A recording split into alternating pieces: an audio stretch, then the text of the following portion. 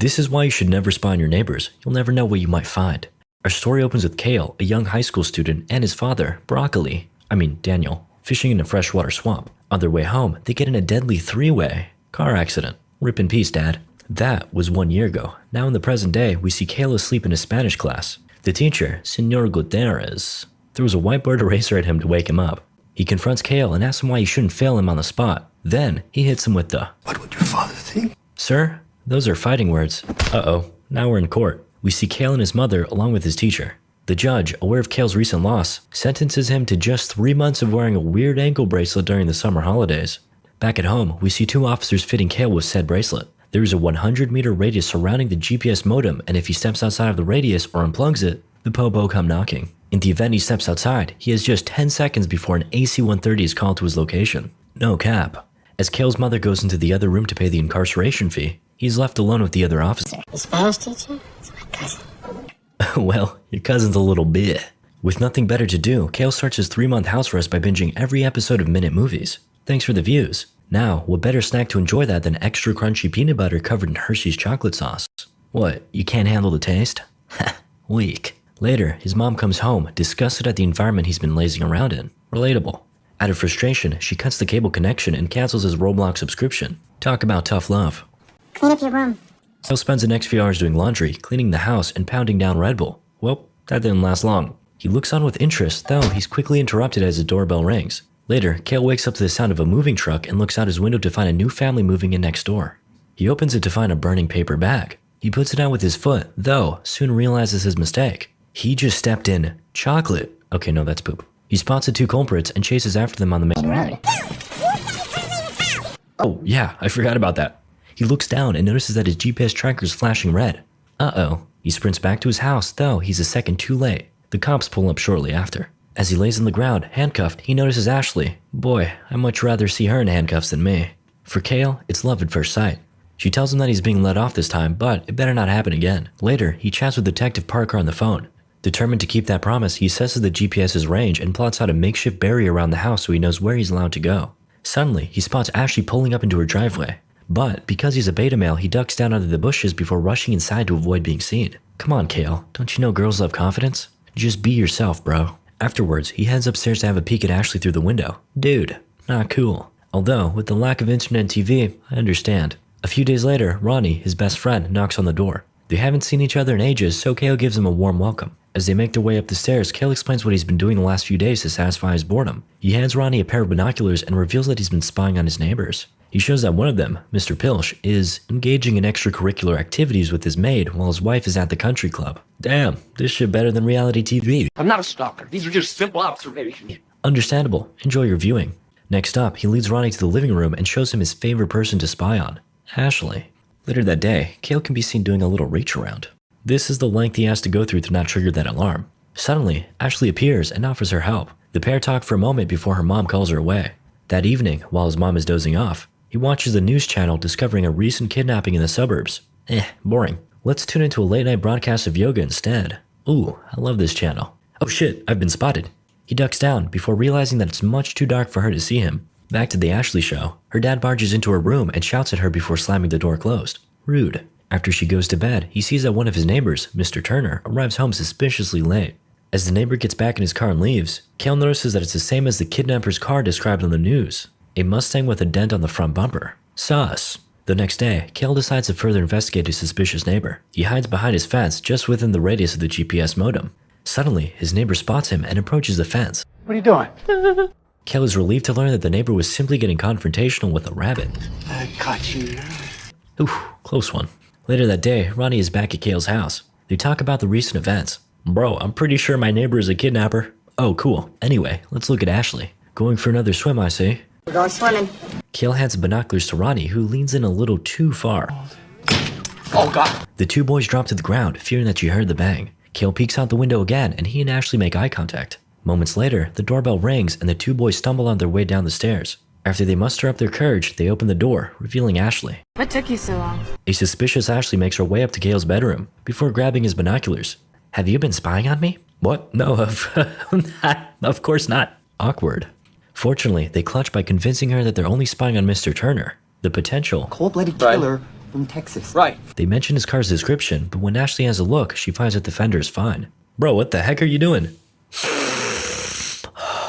After a few hours of mindlessly watching on, they finally spot Mr. Turner pulling up. Later that night, the three teens set themselves up for a stakeout. Ronnie gets a bunch of snooping equipment from his uncle, and they proceed with a night of sussy spying. But he has a completely new whip. He opens the door of his car and leads his new friend inside. Suddenly, he pulls out a sharp knife and prepares to hit it from behind. The two teens look on with horror, but before he penetrates, he ends up cutting off the price tag from her new dress instead. Oh, he's a sugar daddy. That's only slightly less worse than a kidnapper. Well, so much for that murder mystery. The group ends up calling it a night and Kale walks Ashley back home.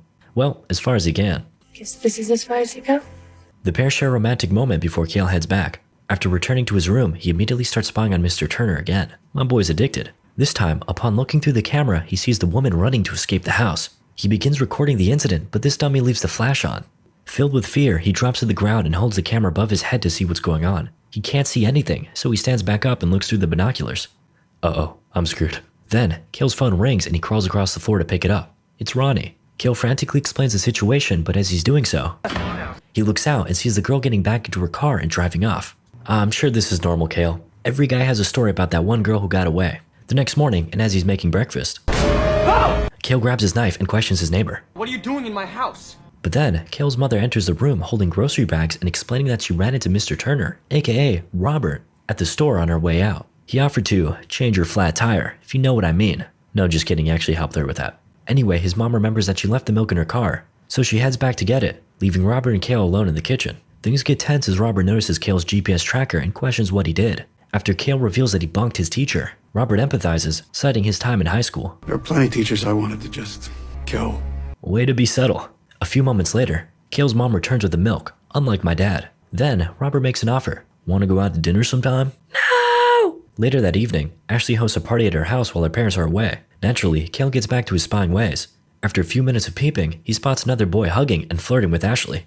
Oh no. In retaliation, Kale decides to blast loud music from his rooftop to disrupt the party. Though, Ashley ends up jumping through his window to unplug the music. She even threatens to throw away his iPod, but then he admits to having been spying on her since she moved in. He tells her about all the small details of her personality that he's noticed. And, somehow, Ashley's totally into this and they kiss. It's either the creepiest or the sweetest thing I've ever heard. Remember boys, sweet if you're cute, creepy if you're not. Unbeknownst to them, and right next door, Robert's window has just been covered in blood. A few moments later, they hear loud thuds from outside their window. They look out and see the notorious neighbor dragging a bloodied bag down his stairs. The next day, they decide to investigate. Ronnie is tasked with breaking into his car to see what was in the bag. Meanwhile, Ashley follows Robert as he shops, so they know when he's on his way home. Ronnie manages to break into the car when Kale's phone rings. I lost Turner. You had one job, Ashley. Suspecting that Robert is on his way home, Kale hurries Ronnie to feed him the password to the garage. Meanwhile, as Ashley is driving out of the parking lot, she runs into, you guessed it. Robert tells her that he knows she's been following him. Leave me alone, you damn millennials. Boomer moment. Back at home, the three teens meet and discuss what to do next. Ashley tells them all to drop it, believing that they've taken things too far. Before the conversation can continue, she's once again called away by her mother. Apparently, it's her parents' anniversary. Look at you still having two parents, Ashley. Straight flexing on my boy Kale. Later at night, a determined Kale continues his investigation. He manages to find the blueprints for Robert's house and begins analyzing them. He develops a portable camera system that streams to his TV. As he's wrapping up, Kale agrees to help Ronnie get his phone, but first, he needs him to break into Robert's garage with camera in hand. Who is it? I dropped my phone in his car. Bruh. Okay. In the garage, Ronnie manages to find his phone, but Kale wants that bag. Same. Ronnie spots the bag in the corner of the room, exclaiming that it smells horrible. Ugh, I can see hairs in it. Don't take that out of context. Suddenly, the garage door begins to close. A panicked Ronnie runs into the house. Uh-oh, SpaghettiOs. In an effort to save his friend, Kale arms himself with a bat and runs over. Meanwhile, ankle bracelet go brr. Damn, they're fast. Listen, my friend is in this creep's house and there's a body. You lying, boy. Kale pleads with them to check his garage. They oblige. Upon inspecting the blue bag, they find a dead deer that Robert had hit with his car. I mean, technically that's still murder, right? Back at home, Kale is scolded by his mom, who reminds him that he has court tomorrow. After, she heads to Robert's house to apologize as Kale watches from his window. Suddenly, he gets a text message from Ronnie telling him to check his TV. Kale turns around and sees Ronnie laying unconscious through the screen. Wait a second. Psych. Just a prank, bro. I wasn't actually dead. You have any idea what I just been through? Hey! Whoa, relax, buddy. Ronnie explains that he managed to get out of his house and didn't see anything sus inside. Kale ultimately forgives him and explains that his mom went over to apologize to Robert. Ronnie hands him the video camera so they can look over what happened. Be right back, bro. Gotta drain the main vein. While watching alone, Kale notices something. Oh shit, that's the chick that got kidnapped. Just as he realizes this, his mom is attacked by Robert. And it doesn't end there. He makes his way to Kale's house and plays baseball with Ronnie. Sort of. Then, Robert goes upstairs to attack Kale, but his reflection betrays him, allowing Kale to dodge. He sprints upstairs and tries to unplug the GPS modem, but Robert says, nah. Kale gives it his all, but it just isn't enough. Instead, he decides to run outside in an effort to trigger the alarm. Once again, Robert says, nah, overpowering Kale, knocking him out, and pulling a 50 Shades of Grey. Kale wakes up in his bedroom as Robert threatens to pin all his crimes onto him. No, don't do me like that, bro. Unfortunately, his tears have no effect on Robert. He forces him to write down an admission of guilt, but before he can, Ashley breaks into the house. This gives Kale one last chance to attack Robert. Oh hell yeah, Ashley joins in for a quick assist. This gives the pair just enough time to barricade themselves. Ashley proceeds to free Kale while he explains that his mom is at Robert's house. He plans to make his way across the GPS radius, but he's interrupted by... Hello. Before he snatches them up, the two teens jump out the bedroom and into Ashley's pool, triggering the alarm on his foot. Then, he dashes towards Robert's house, breaking down the front door. Meanwhile, the officer is called to Kale's house, but he decides to finish his dinner before heading over. Come on, man. The one time? Back to Robert's house, Kale frantically searches for his mom before uncovering the hidden crawl space under the house. He breaks open the vent and makes his way inside before realizing he's too big to fit. Can't relate. Then, he hears a noise coming from somewhere else in the house and continues his search. He bangs on the walls before accidentally opening a hidden room. Inside, he discovers an operating table and multiple massive freezers. He spots the ID of the kidnapped club girl, along with a red wig. He pushes aside the cupboard, revealing another hidden room. How much could one man have to hide? In this moment, the officer arrives and hears noises from within Robert's house. He enters to investigate, only to be attacked and iced by Robert. Bummer. Back to Kale, he falls through the ground of the hidden room and into a pit of muddy water. He gets real cozy with all of Robert's previous victims. Terrified, he makes his way out. Then, he finds his mom, who also got the 50 Shades of Grey treatment. Before he can cut her free, Robert quickly has Kale at death's door, but his mother's protective instincts come in clutch. Having now gained the upper hand, Kale gives Robert a tummy tuck before throwing him down the hole. Now, the corpse soup is complete. Chef's kiss. Soon after, more police pull up as Kale and his mom exit the house safely. A few days later, we see Kale getting his ankle bracelet removed by the detective. I think you're the first one to ever get one of these things taken off early for good behavior. Kale, now a free man, spends the rest of his summer holidays with Ashley, enjoying every moment. God, I wish that were me.